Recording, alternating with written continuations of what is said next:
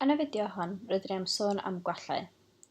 Mae gwahanol fathau y gwallau o fewn Python yn gallu dangos i ni lle mae problem yn y cod, a'i helpu ni ddall beth da ni wedi gwneud yn anghywir.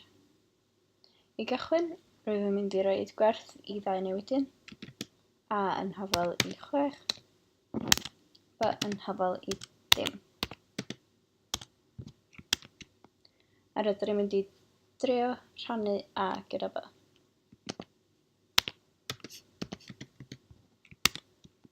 A fel dyn ni'n gweld, mae gwall yn dod o zero division error, sy'n meddwl bod ni wedi trio rhannu gyda dim.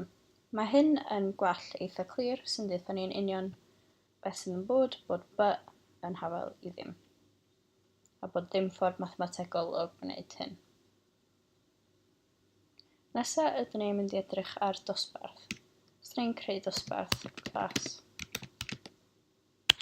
disgybl, cromachau,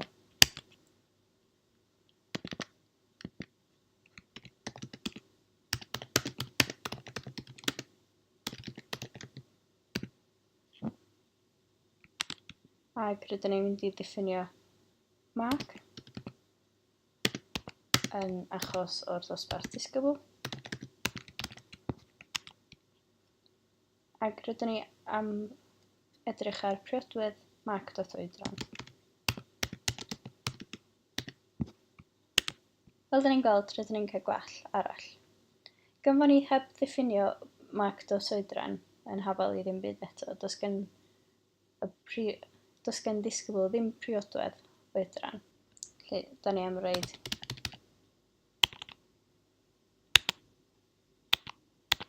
geiriadur yn hafal i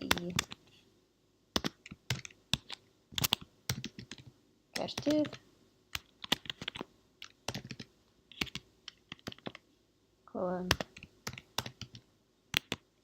Cymru, coma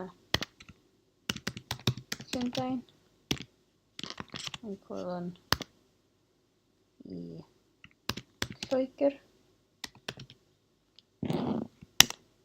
Mae ni geiriadur.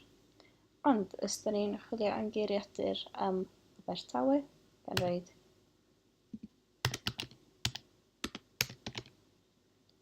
braced i sgwâr Abertawe, rydyn ni'n cael key error. A hyn yn deutha ni, dydy'r allwedd Abertawe ddim yn bodoli o fewn y geiriadur uchod. Gallwn ni ddod dros hyn gan roed geiriadur.get, cromfacha, Abertawe, coma, na. Fel da ni'n gweld, da ni rwan wedi creu neges gwall yn hynny sydd yn dweud na. Bod Abertawe ddim yn y geiriadur. Rwan, da ni'n mynd i ddangos gwall arall gan roed print elen.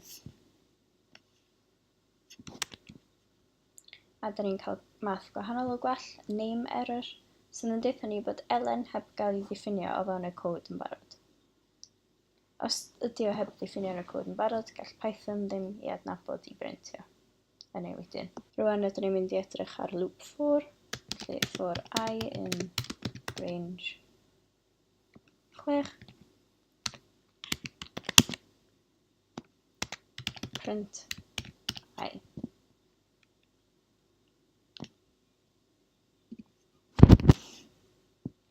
Os da ni'n anghofio'r colon, rydyn ni'n cael syntax error, sydd yn deutha ni yn union lle yn y cod mae'r gwall yn deutha ni bod eisiau rhoid colon. Felly, os da chi'n gweld syntax error, rhywbeth fel colon neu coma neu rhywbeth ddim yn y cod. Rydyn ni am edrych ar gwall arall yn defnyddio yr un loop for, lle for in range 6, yn cofio'r colon tro yma. Ond, os da ni'n rhoid y print yn lle anghywir, rydyn ni'n cael indentation error. Expected unintended block. Mae'n feddwl bod yn disgwyl iddyn ni indentio y print i safle hon i gael y cod i weithio. Mae hyn yn deitha ni'n union beth sy'n bod gyda'r cod ac beth da ni'n gwneud i ddrwsio.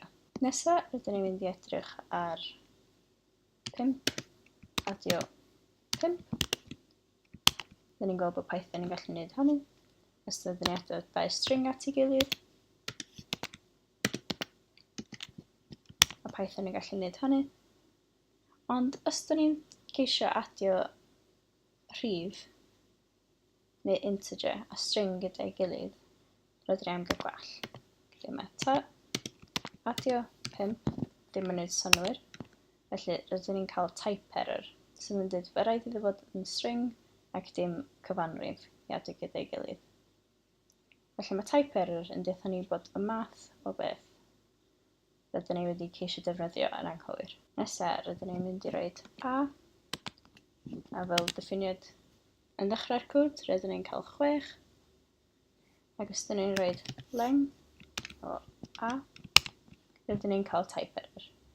Gan bod type yn cael ei ddiffinio i pethau fel strings a rhestri, dydy o ddim yn gweithio i cyfanrifau neu integers. Hefyd, rydyn ni'n cael type error os ydyn ni'n trio rhannu dau string dau gilydd.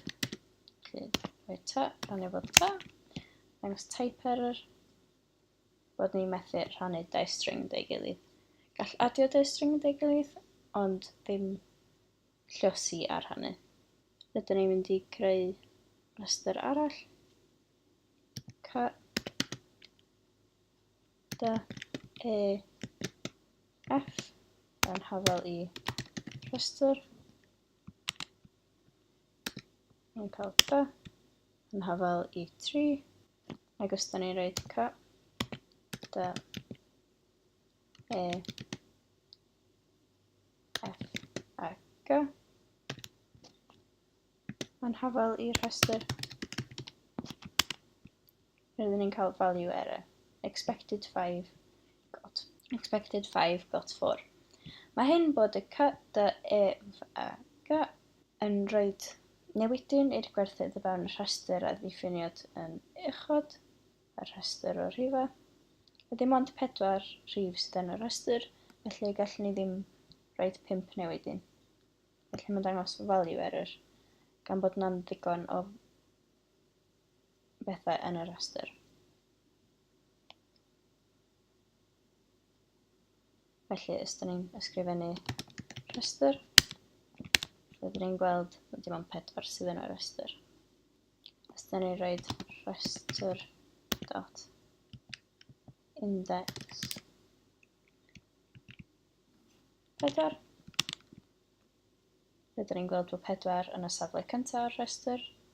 Os da ni'n rhoi rhestr dot index 6, rydyn ni'n cael value error.